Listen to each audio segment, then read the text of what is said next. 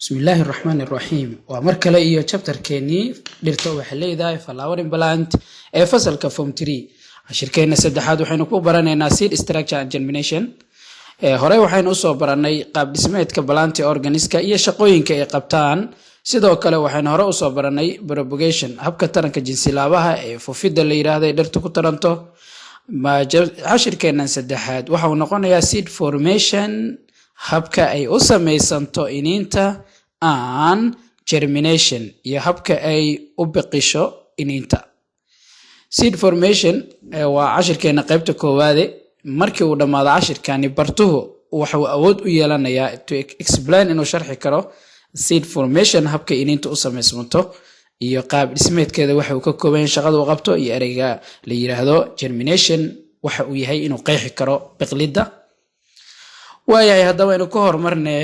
seed formation habka ay u samaysanto iniinta ayaynu bilaabeynaa saan ognahay after fertilization marka ay dhacdo bacriminta oo ay isku imaadaan male nuclei and female nuclei ay fusion isku dhalaalaan kadib ubaxa qaybihiisii laacayaasha ee la yiraahdo petals iyo sepals laacayaasha iyo stamen oo ah qaybta lab ubax ee faxalsidaha iyo style oo ah qaybta la yiraahdo dhuun ubo usually badana dry and fall off wa qalalayaan wayna dhacayaan ubaxa qaybihii sare aad u jeedeen ay soo jiidashada lahaa cayaanka soo jiidanayay iyo qaybta difaaciisay waxaas oo dhan waa daadanayaan balse the ovary oo kansidaha waa muhiimadda aynu rabnee develops waxay noqonaysaa into fruit waa qaybta miraha soo muuqanayo sida cambaha oo kale qaraha oo kale qaybtaan u cunayno as the ovule oxansidihii yaraa ee ubaxa qaybtiisa oxansidihiina develops waxay noqonaysaa into seed iniin haddaba marka iniintu waxay ka bilaabatay marka ay isku soo fusion ku dhacay isku dhalaaleen male nuclei iyo female nuclei oo sameysmay zygote the zygote kaas ayaa divides qaybsamayo by mitosis wuxuu qaybsamayaa qaybsan unugeedka la yiraahdo mitosiska ee uu badanayo forming isagoo sameynayo the embryo waxaa la yiraahdaa qaybta uurjiifta iniinta qaybteeda dhexe ee hadhow geedka iyo xididada iyo jirida noqon doonto oo ay kaasoo composite ka kooban embryonic shoot qaybta la yiraahdo xidid ma ah waa shoot xido waa jirida iyo caleemaha aan iyo embryonic root iyo qaybta uurjiifka xididka hadhow noqon doono xidid sameeyaha waliba waxay noqon karaa one cotyledon mid beerlaag ah oo monocode ah ama two cotyledon mid beer lamaana ah oo dicot ah laba filqa leh iniinta marka dib waxa sameysmaya primary endosperm waxaanu ku sheegnay sahayside bilow ah oo aan dhamaystirnayn ayaa sameysmayo nucleuska kadibna wuxuu sameynayaa divides uu qaybsamaya endospermahan sahaysidahaasi and forms wuxuu sameyn doonaa the endospermaha dhammaystiran ee dhirta monocodka ama beerlaagu storage tissue oo ah nudaha wax u kaydiyo endospermuhu waxaa la yiraahdaa sahayside waa qaybta dhexe ee u kaydisa source of food waa il ay dhirtu ka hesho cunadeeda intuusan geedka gaarin photosynthesis ka samaysanaya iniinta germination ay sameynayso biqlida seedka u biqlayo waa halka cunada laga helo waxaa la yiraahdaa endosperm waayahay waxaynu ka hadlaynaa marka maadaama aynu soo ogaanay sida iniinta ku samaysmato qaabkaasi inuu yahay haddaba dhismaha iniintu muxuu ka samaysan yahay structure-ka iniinta sidee ayuu noqonayaa structure-ka iniintu a seed consists of waxa uu ka kooban yahay an embryonic qayb uurjiifa qaybta gudaha ku jirto iniinta ee hadhow geedka noqon doonto oo masalan fiiri halkan intaas dhaxda ku jirto intaan aan sawirkan dhaxda muujinaya wareejinaya gudaha waxaa la yiraahdaa embryonic wuxuu ka kooban yahay qaybtan sare iyo qaybta hoose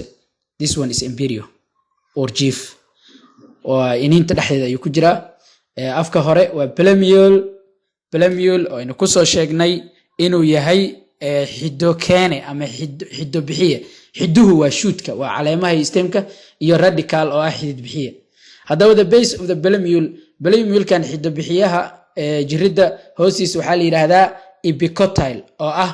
beer koraad beer ibi waa kor cotylena waa beer koraad and the base of the radical radicalka basekiisa ee xidid sameeyuhuna iskooled waxaa la yiraahdaa hypocotyl beer hoosaad. hypocotyl beer hoosaad maadaama cotyledon waa beerka beer hoosaad iyo beer koraad la kaliya epicotyl iyo hypocotyl. Structure-ka seedku inintu wuxuu kale ku kooban yahay food storage qayb cunada keediso ah cotyledon beerka ah. beerka ayaa ku keedisaa in dicot dhirta beer lamaanaha ah and endospermna waa sahaysiduhuna in monocot beer laaga ayuu keediyaa. waxay kale structure-ka seed ka kooban yahay tough seed coat oo loo yaqaano tester. seed coat-ku waa qaybta buushada waxa la yiraahdo buushada ama jilka qaybta sare ee ku dahaaran seedka. marka seedku wuxuu ka kooban yahay kow embryonic qayb urjiifa oo ka kooban plumule iyo radical. food storage qayb wax kaydisa oo ka kooban cotyledon iyo endosperm. cotyledon waa beerka, endosperm waa sahaysidaha, iyo seed coat buushada oo ah buushaha sare ee ilaalinayo waxyaabaha ku dhici laha ilaalinayo inuu baranayno mid walba iyo shaqadiisa. sawirkani idin muuqdo dabcan waxaan sheegaynay hadda oo aan ka hadlay inuu jiro wax la yiraahdo embryo waa qaybtan dhexda ku jirto qaybtan dhexe. this one is the embryo waa urjiifki wuxuu ka kooban yahay plumule iyo radical epicotyl and hypocotyl. epicotyl maxaan ku macneynay beer koraad waa base of the plumule selkiisa. tanina waxaan niri hypocotyl waxaan ku macneynay beer hoosaad. waxaan cotyledonna waa beerkii cunada u keedinaya food storage-ka u ahaa. banaankan sarena waa dahaarkii seed coat waa buushadii markii la xasho laga saaro waa buushadii. sawirkaana sidoo kale dabcan wuxuu noo muujinayaa si qurux badan plumule-kii waa ka xidda sameeyihii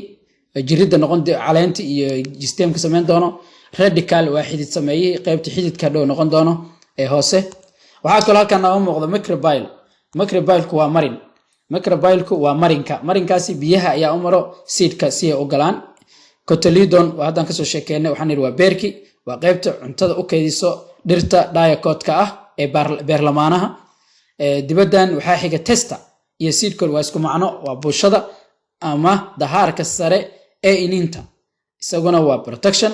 mid walba ayay shaqadiisa. haddaba haddaynu barano baartiga koowaad tester ama seed coat dahaarka sare ama buushada iniinta dusha ka saaran maxay tahay shaqada ay u qabato. protects waxay difaacdaa inner parts qaybta sare qaybta gudaha dhexe inner parts qaybta gudaha of the seed ee iniinta waxay difaacdaa protects inner part of the seed qaybta gudaha ee iniinta. cotyledon haddaan sheegayna aan dhehayna beerka iyo endosperm aan dhehayna sahaysiduhu iyagu shaqadoodu maxay tahay store waxay keediyaan food cuntada for the seed iniinta ayay cunada u keediyaan.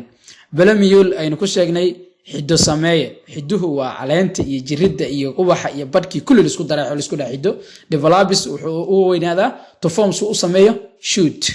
shoot-kuna waa xiddaha waa leaf plus system. radical xidid sameeyuhu isaguna develops xidid bixiyuhu develops u weynaadaa to form u sameeyo the root xidid u sameeyo. epicotyl aynu ku soo sheegnay beer koraad isagoo attached plumule-ka ayuu wuxuu ku dhajiyaa to the cotyledon stalk samayda beerka waa iniinta qaybta cotyledonka ee kaga dhegan tahay ayuu u ogolaadaa plumule-ku la shaqeeyaa. hypocotyl-kuna attached wuxuu ku dhajiyaa the radical xidid sameeyaha to the cotyledon stalk isaguna xidid sameeyuhu la shaqeeyaa wuxuu ku dhajiyaa samayda beerka. microbial waa daloolka aynu kusoo sheegnay aan dhahnay marinka. allows wuxuu ogolaadaa wata biyaha to the seed iniinta goorma during germination markii uu biqlada dhacay. hylam oo ah meesha dakharka ah ama nabarka ah ama la yiraahdo xudintaasi ama nabarkaasi waa point of attachment waa halka ay kaga dhegan tahay seed iniinta of the fruit. haddaba haddaynu soo baranay sida iniinta ay u samaysmato waxaanu usoo gudbaynaa habka ay iniintu u biqisho. waxa la yiraahdo biqlida waa maxay? waa is the process habka in which seed iniintu develops ay noqonayso into a young plant geed yar.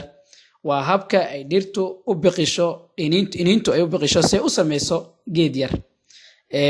iniinti ayaa la doonayaa inay markaan geed noqoto. tusaale haddaan soo qaadana sawirkaasi xabad digir ayaan waxaan gelinay ciidda dhulka hoostiisa waynu seedkaasi waa ciidda hoosteedan gelina soil kadib wuu biqilayaa wuu soo dhalanayaa markuu biqlo iniintii way bararaysaa marka hore markay bararto waxaa ka dilaacaya testaha kadibna waxaa kasoo bixi doona blomule iyo radical this blomuleka iyo radicalka labadooda blomulkan wuxuu samayn doonaa jiridda iyo caleemihii iyo geedkii radicalkana xididadaas ayuu samayn doonaa hadduu ilaah yidhaahdo geedka kani waa uu biqlay oo waa uu dhashay seedka aynu sameynay ayaa markaani geed inoo noqotay haddaba ma jirtaa xaalado ama factories ama conditions necessary laga maarmaan u tahay for germination waa maxay cawaamisha ama isirada laga maarmaan ku ah inuu dhaco biqlidda dhiniin inay noo soo dhalato germination ay samayso biqisho waxaa kow laga maarmaana water biyaha haddaba what's the role of water waa maxay kaalinta ama doorka ay biyuhu ku leeyihiin germinationka water enters into the seed biyo ayaa waxay soo gelayaan iniinta waxay ka soo galayaan daloolkii aan dhahna marinka la yiraahdo microbial markay ka soo galaan the seed iniintu marka isweelis markaan way bararaysaa biyaha ka buuxsamay arrintaasi waxay sababaysaa testa in buushihii dahaarkii sare softness oo jilaac noqdo and breaks u burburo marka roolka biyuhu maxaa waaye waa to break down or to softness tester si iniinta u biqisho inay ka saarto maqaarkii sare ee adkaa ee dusha ka saarnaa ee buushada ahaa biyuhu doorka labaad ay looga maarmaanka u yihiin waa activates waxay active ka dhigaan shaqadooda ka soo kiciyaan enzymyada in the seed iniinta ku dhex jiray haddaba the enzymyaduna convert waxay bedelaan stored food cuntadii keedsaneed waliba waa la bedelayaa iyadoo u dhacayo processka la yiraahdo hydrolysis waa in breakdown la sameeyo in the presence of water iyadoo biyo la adeegsanayo factorka labaad ama isirka labaad ee laga maarmaanka u ah inuu dhaco germinationku waa oxygenkuna waa in la helaa si geedka iniinta u soo biqisho waay marka oxygen maxaa loogu baahan yahay doorka ku leeyahay maxay oxygen is required for aerobic respiration si aerobic respiration oo respiration kala waa anaerobic iyo aerobic aha aerobic markuu dhacayo wax kale ma aha waa in energy in foodki la gubo to produce energy si tamar looga soo saaro tamartaasina needed for germination geedku ugu baahnaa inuu biqlo tamar la'aan ma dhici karto si energy loo helana waa in oxygen meesha u imaadaa saas daraaddeed role oxygen waa inta saddex waxyaaba laga maarmaanka waa suitable temperature ku habboon geedka inuu biqlo haddaba saan ognahay enzymyadu waa proteinkuna waxaa saameyn ku leh temperatureka enzymes waxay u baahan yihiin optimum temperature best temperatureka ku habboon waxaa la yidhahdaa laga bilaabo 14 ilaa 35 ayaa u noqon karto dhirta inkastoo ay ku kala duwan yihiin hadba temperatureka u baahantay for maximum enzyme activity si u sameeyo waa in suitable temperature ku habboon oo germinationkaasi helaa haddaba noocyada germinationka markii laga hadlaayo noocyada biqilku waa laba nooc there are two types of germination waxaa jiro laba nooc oo ah biqilidda nooc waxaa la yidhaha epithelial germination oo ah biqilidda loo yaqaano caraka kore epi waa above gel waa ground ama earth waxa midhaartu dhulku ka koreya waxaa la yiraahdaa epithelial germination biqilid carro ka kore carradu korkeedu ka baxaa macnaha cotyledonkiisa banaanka ula soo baxaya hypogel germination hypo means below hoose waa dhulka gelna waa dhulka iniintiisa cotyledonka beerka ayuu uga soo tagayaa salka hoose ee ciidda kana waxaa la yiraahdaa biqilid carro ku jire carrada hoosteedu galaya epithelial markaan dhehna fiiri waa kana geedki halkani waa cotyledonki iniintii markaan dhulka soo gelinay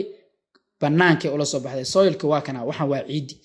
ciidda banaankeedu cotyledonka la soo baxeen cotyledonku waa labadan beerkan iyo kan banaanka ula soo baxay